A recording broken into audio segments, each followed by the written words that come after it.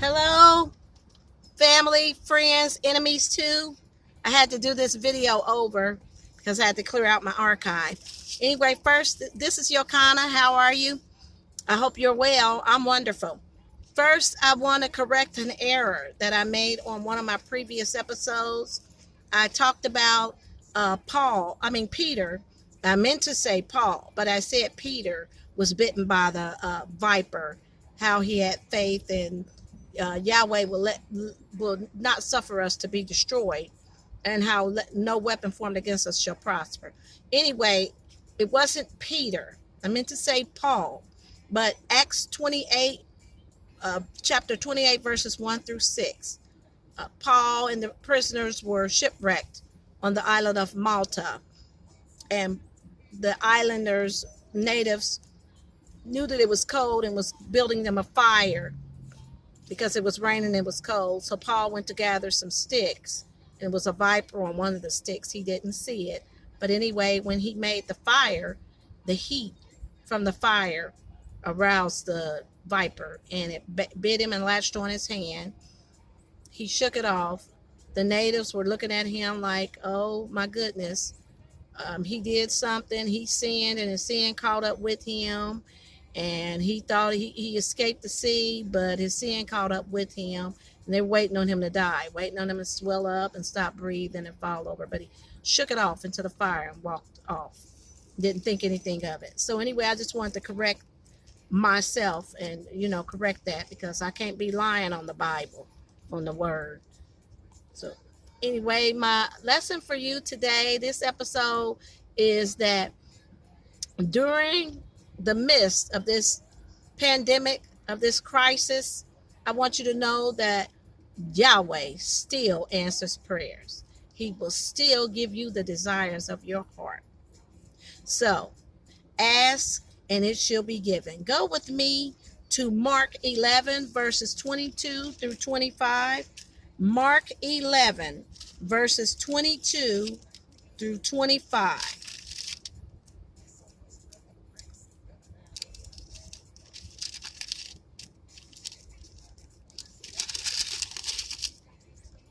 It says, and Jesus answered them, have faith in God. Truly I say to you, whoever says to this mountain, be taken up and thrown into the sea, and does not doubt in his mind, in his heart, but believes that what he says will come to pass, it will be done for him. Again, be taken up and thrown into the sea, and does not doubt in his heart, but believes that what he says will come to pass, it will be done for him. 24 says, therefore I tell you, whatever you ask in prayer, believe that you have received it, and it will be yours. And whenever you stand praying, forgive if you have anything against anyone, so that your Father also, who is in heaven, may forgive you your trespass. So I say this because this is an experience that I have had. Yahweh answers prayers throughout whatever the situation is, through ever circumstance. If you believe and have faith, he will answer you. 2014, I met Ugandan Thunder, a children's choir from Uganda. And these children, they were from 14, now 15 orphanages. They come over and they sing and praise and dance like no other. They worship Yahweh. So they go to churches, they go to organizations, and they sing and dance their little hearts out. And they praise and worship. And they stay here. They come around February, and they stay till the end of October or the end of November. And they leave and go back to Uganda. Whatever funding that they receive, whatever financial assistance, money that they receive, they take it back to help take care of the children in all of the orphanages, to buy them shoes, to provide them with food, help them with their school supplies, everything. So they do a great service for their country. Most of the children there didn't know their parents because the AIDS epidemic struck hard in Uganda, in Africa, period. So most of them, their parents passed away when they were born. And some of them were on the streets, just trying to fend for themselves. One little girl named Sharifa, I'll never forget her. She was 11 years old when they found her, but she can sing. So this was 6 years ago. So Sharifa should be 17. But anyway, the little boy, they would go out into the congregation and choose someone to pray for and someone to dance. The little boy, two of the children chose me. Once, the little girl Maria, chose me and asked me could she pray for me. I said yes. She put a little ivory cross that was handmade around my neck, and she and another one of the little girls, another little girl, they both prayed for me. My and I believe it was Sahara. They prayed for me. Anyway, they went back to the stage and they were back up on the sanctuary um, pulpit and they performed. While they were performing, they came back down. A little boy by the name of Nathan came and he grabbed me. He was 13 at the time, really little, but he could dance. And he chose me, and I came up on stage with them and I danced with them, and they couldn't believe that I could dance. You know, oh wow, she can dance. So anyway, I bonded with these children, and I met the one who was sponsoring them, and I drove their vehicle, their motor coach. So I told you this in one of the previous episodes. But anyway, I prayed. I didn't see these children, haven't seen these children since November of 2014. I have not seen these children. I went with them to the airport. Actually, I went to the airport with them. Some of them stayed to November, but some of them had left in August, and I went back to the airport with them, and it was sad. And I didn't see these children again, and I always prayed for them. I missed them so much. I remember each and every last one of them. Was 22 children. Well, Nathan knew his parents. His parents were still living, and he told me his real name his African name is El Nasser. So I prayed for these children. I'm not going to lie to you. I did not pray every day. In the beginning, I did pray every day. Every day I prayed for these children. I asked Yahweh to let me see them again. Let me come in contact with them again. Allow me to be able to visit Uganda. I prayed earnestly for a while. And then it went from every day to 3 times a week, then from 3 times a week to maybe once a week. Then it became whenever I thought about them. I thought about them a lot. But life went on for me. But every now and then I thought about these children and I kept praying for them. I held the little cross in my hand.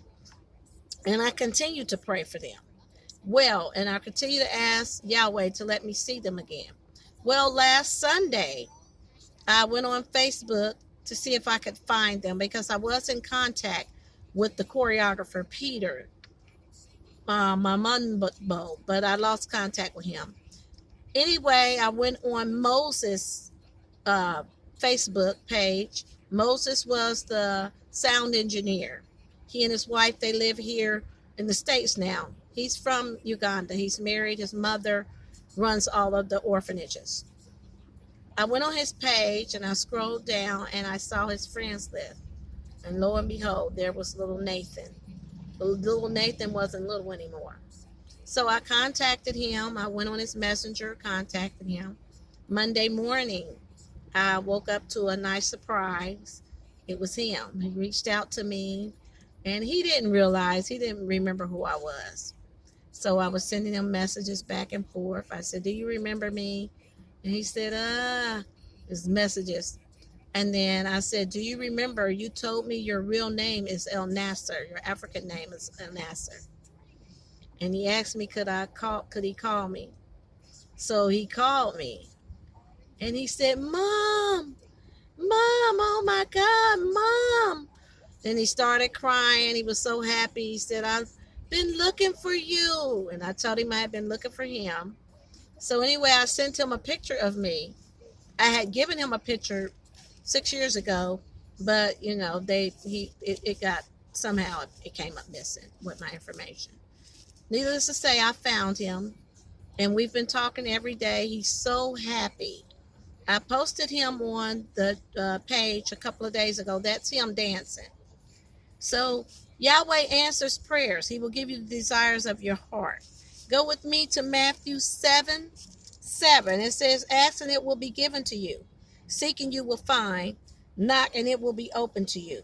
For everyone who asks receives, and the one who seeks finds. And to the one who knocks it will be open. So I say this to encourage you that Yahweh is still on the throne. He's still answering prayers throughout this pandemic.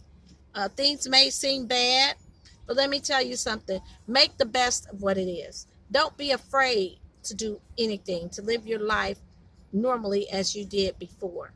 But go a step further. Talk to your neighbor. Help your neighbor. Help someone in need. Pray for someone.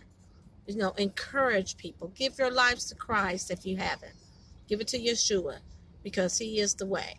But so I just want to let you know there is light at the end of the tunnel. And then I want to encourage you to pray. But I don't just ask for things for myself. I ask for things for the world, for, this coronavirus thing to be found out for what it really is, and for Yahweh to help us and save us. Anyway, be blessed. Have a wonderful day. Be encouraged. I love you, and Yahweh loves you more. I'll see you the next time. Remember to like, comment, share. I welcome all comments. Subscribe, and don't forget to hit the little bell so you will be notified whenever there's another episode. Until then, be blessed and have a wonderful day.